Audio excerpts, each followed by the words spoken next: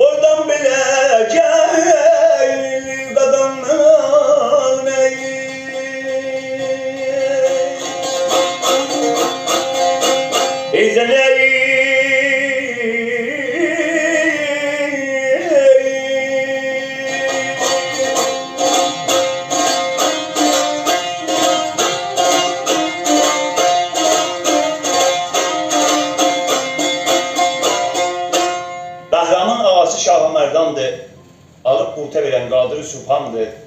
Dörd tərəf dəryadır, dəniz ummandır, görsənir hər yandan adası təhdə.